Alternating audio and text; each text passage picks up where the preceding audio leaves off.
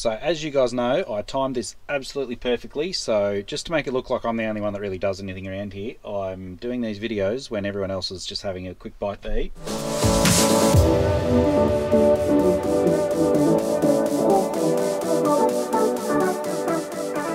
Well, g'day everybody, a bit of an announcement. Now we did announce it, I did a short and then we posted the video on Facebook and Instagram as well, I believe, but for those that don't follow along on those platforms, we are going to be at AgQuip on the 21st of August, that is the Wednesday. So between 10 and 11 o'clock on the Wednesday, we're going to be at the Case IH site. So come and see us there. We'd love to see us. Well, good morning everybody and welcome to the channel. Now, it's a little bit damp. I'm just checking the date. It is the 29th of July today. So that's nearly a whole nother month gone, just like that. But we are down here at the development block. We've got the headers here. A little bit's been going on in the background while I've been spraying and doing all sorts of stuff. Hang on, I've got that much that I can tell you guys that I've got to make sure I do it in an orderly fashion. So we'll go back over here. So header number 2, we're just sort of trying to get cranking into going through these and doing all the jobs we need to give us plenty of time in case we find something that's not ideal. We've got plenty of time to deal with it. So header number 2 here, we've sent the hydrostat pump up to get serviced. Now, those will remember that we did that, was it last year or the year before? Anyway, must have been the year before. 2 years ago with header number 1, and there was a bit of a whole story about that, and I'm sure you'll be able to find that in the previous playlist, harvest playlist. That must have been 2022, I think. Anyway, so it ended up that we got the motor and the pump reconditioned on header number 1, and yeah, the motor failed, which then put stuff everywhere and bits of metal and made a big mess, and it's caused us a fair bit of problems. But we're trying to be on the front foot here. We've sent the pump away, and the idea was we'll buy a new motor, not try and get that done up, and yeah, go from there. So that's the story there. That's what's been done. Johnny and JD have been working a little bit on here, doing a few bits and bobs. There's just a couple of little things that need. There's a seal, I think, on the rotor gearbox, one of the rotor gearboxes. There's just little random stuff like that. But we have had a bit of rain. I did spray this last week, and then I was able to get that done before the rain. So I've had about an inch of rain, and you'll notice that it's not actually a massive mud pit. It is a little bit, because I don't know if we've said this in the videos yet, but we've got all the pipe work in for the shed into the tanks. So you see that red indicator there? We're almost half full with the tanks, and I think they're 220,000 litres each, those tanks. So yeah, we'd have probably a couple 100,000 litres of water sitting there. It hasn't been plumbed into the main system yet for spraying and all of that, but you know how it is. Some people had to go on a rather long holiday, so you just have to prioritise. So that's probably what, I'm guessing this video is going to be, is just a bit of work in the shed here on the headers, a few different things, because it's going to be still a few days before it dries out. So what I'm currently doing is getting ready to fit this. Now, I'm not sure if it has been mentioned before, but it was a long time ago if it was. So what we did is we run these watchdogs, engine watchdogs, on quite a few of our bits of gear, like old trucks, bits of machinery. The standard ones you get do engine temperature and oil pressure, and the temperature works off just by putting this little sensor under a bolt, and so you can get actual temperature of the engine or whatever you're doing. So I ordered these a while ago, and I got them custom made. So the display will have, what's this bit of paper that they put in there so we know.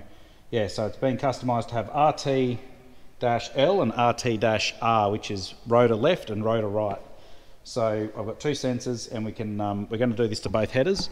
So if it so happens that we run out of oil in one of the gearboxes and it heats up, the actual casing of the gearbox gets hot, and before it gets that hot that everything fails, the alarm should go off. So you can set that at whatever temperature you want. Usually you might set it at just 5 or 10 degrees above what your normal working temperature is, just depending how sensitive you want it to be. So yeah, that is going to be just massive peace of mind, because we did have dramas that same year. We had dramas with the hydrostat and all of that. Header number 2 decided to leak out a bit of rotor oil and stuff a rotor gearbox, so that's good times. So I'll get into running a bit of that. I'll update you in a minute. Again, it's probably going to be, I can't slack off too much because the others are still away and there is a bit of work needs to be done. I can't be slacking off just videoing all the time, so there might be a few time lapses / updates more so than running through exactly what's happening. So apologies for that. And also, if anyone's interested, when this video comes out, it will be well and truly up by a couple of weeks probably, but this morning we just released the 2nd episode of the podcast, the Open Shed podcast. So yeah, I'm not sure how often that's going to be, but anyway, we'll just see how it all progresses. So check that out on the channel, and yeah, we'll just, if there's plenty of interest in that, maybe we'll look at other platforms for doing that. But at this stage, we'll just have it as a video on YouTube and have it under a playlist, I think. So yeah, oh, I'm puffed just talking about that. There was so much information I had to get out really quickly. So let's get into it. So as you guys know, I timed this absolutely perfectly. So just to make it look like I'm the only one that really does anything around here, I'm doing these videos when everyone else is just having a quick bite to eat. And because I had family duties this morning, I had lunch at home before I came here. So just to be completely honest and transparent. So anyway, I think I've got a plan. I think I do. So I think what we're going to do, obviously I'm going to run the wires properly, but I reckon if I mount it up there somewhere, now 2 reasons, I can easily get to the power that powers the radio here, which I can yeah, just tee into that and it's all easy to do. And the other reason is it's just out of the road, not going to hit anyone's head or anything, because this is a door on this side as well. Actually, you can get out to that little platform, but on this corner it should be out of the road. You can quickly glance and have a look at it, and also when the alarm does go off, you'll hear it and know exactly, you know, it's easy to find and you can figure out what's going on. So that's what I will do. Now when I ordered these, I got them to increase the length of the wiring, so just that's one thing if you do want to chase them up. I think they've got a website, yeah, Engine Watchdogs, or I think I did it all over the phone. It was which is quite nice because you can just double check everything's right. And yeah, got the wires extended to the length that I wanted, so there's just less work that I have to do. So that is really good. So I'll do that, and then I probably won't run the wires fully because I want to put them in some split tubing to help protect the wires before I run them down the back to the rotors. So yeah, I'll probably do that tomorrow. I might get JD when he comes from the main farm tomorrow. I might get him to bring some split tubing so I can do that. But I can wire it up and get it all virtually started, get the ball rolling, and that'll make it, yeah, mean less to do tomorrow. Well, update time. A little bit of time has passed. Still a bit fresh here though. It'd be nice to be working in the sun, but anyway. And while I'm here, I will say the grader has a flat tyre. Now it has been flat for a while. It's got a little O-ring that goes around the rim to seal the, like the rim, how do you describe it? So there's an outer ring of the rim that can go in and out, and that seals it with a little O-ring there, but yeah, we can't get it to seat properly, so we probably will get the tyre people out to do that. But at the minute, the hydraulics are holding it up, so it's not actually going to wreck the tyre. But we think we may need new rubbers. We might get another season, we're not sure, but there's a few big splits in some of these tyres on the header number 2, so we may just get the tyre people out and replace them and do that all at the same time. So yeah, that's that story. But anyway, we're getting distracted here. So back here in header 1, I've got it all mounted up, and it all looks good. So there's the rotor alarm set to 100. I can change that, but that's telling us the temperature of rotor left and rotor right. So that is going to be very helpful. Just good peace of mind, because it can also mean you can catch if one of your rotor gearboxes is getting a bit hotter than the other, or I mean the right one does run hotter because it's got the gearbox in it as well. It's got the drive high and low speed gearboxes attached to the same thing and shares the same oil, so it'll probably get hotter. Plus all of the drive is going through that to drive the other one, so yeah, it probably will run a bit hotter. But yeah, it's good just to be able to monitor that. You can say, oh yeah, this is sitting normally, that's good. And then if it starts creeping up, you might think maybe this gearbox is on its way out or something. So anyway, just good peace of mind. So while I've got all the tools out to do that, I might do the other header, do the same thing to that one. And yeah, then when we get the split tubing tomorrow, I can yeah, run them and hook them up to the gearboxes themselves. Well guys, that is going to be pretty well it for the day. We'll do a quick recap. I didn't mention before, but yeah, Johnny and JD the other day have already serviced both headers. You guys serviced both headers, didn't you? What? You serviced both headers already, haven't you? Yeah. So yeah, we serviced header 2 before the hydrostat pump was pulled off. So yeah, this one's inoperable at the minute. So yeah, I got this one done as well with it was the exact same as that one, and we've just left the temperature sensing cables hanging down, and then all we have to do is, when I get the split tubing, and just run it alongside there, straight to the rotors, bolt them on, and we'll have, yeah, just a really easy way of keeping track of temps. So really, I mean, you could run a couple of them on different things, whether you could put them on your gearbox, you could put them on your drive gearbox down here, you could put them on, yeah, you could just do a heap of different things. That will be it, guys, for today, so we'll catch you tomorrow.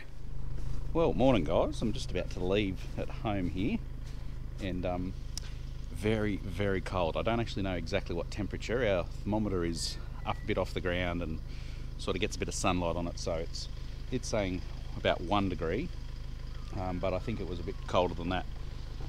So no, that's not snow. That's a fairly decent frost. I don't think it's actually showing up on the camera very much, but even where the sun is, it's still very frosty. I'll rub a bit off and show you what it's meant to look like. That's the colour it should be, roughly.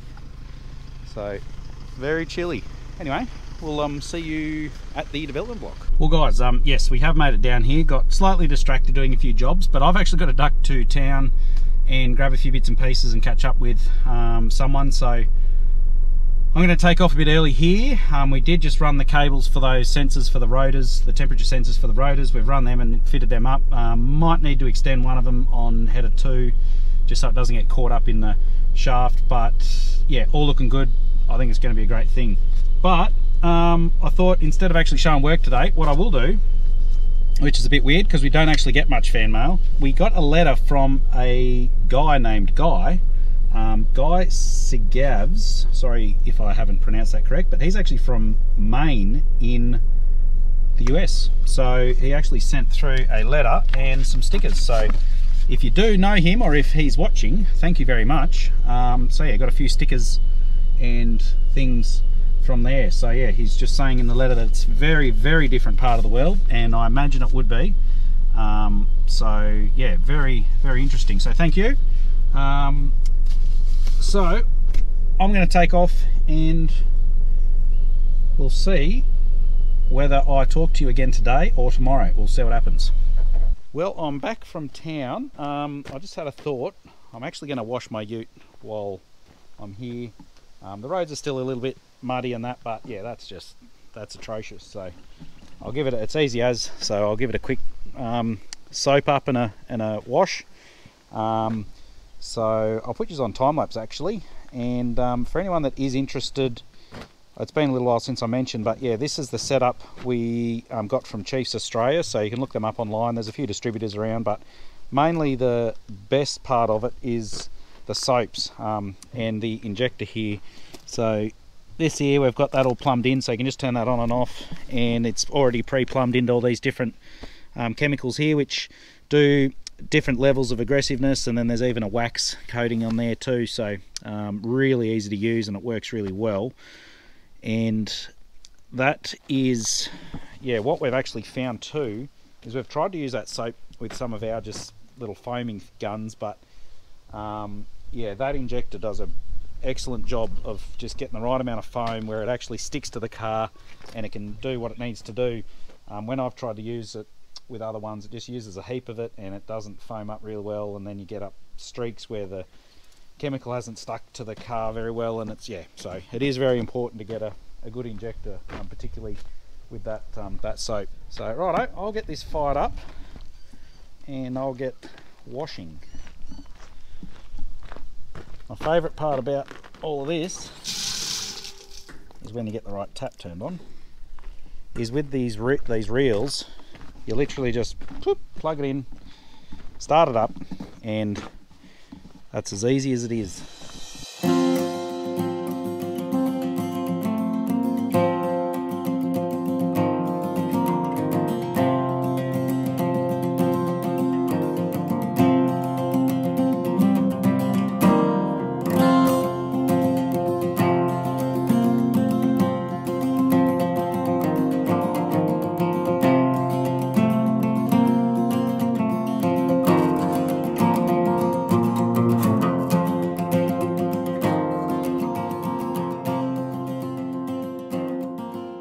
Accidentally splattered the camera a little bit there, but yeah, so I've just done a quick wash. This isn't by any means a proper thorough wash. I've still got yeah, on the way home there's still really dirty roads and that, so it's just going to get filthy again, but yes, that was looking very untidy. But I did hit this with the wax. I'm still testing that. It's got this, as you call it, hydrophobic or whatever, but it makes the water bead off. You can see here, like on the mirror, it's just beading off, and yeah, then apparently it makes it a bit easier to clean the next time. So yeah, we'll see how that goes. Well guys, that's the end of the video. I think we'll leave it there. Seems like a good place to end it. So hope you enjoyed it. If you did, just remember to hit the like button, subscribe if you haven't already, and we will catch you in the next one.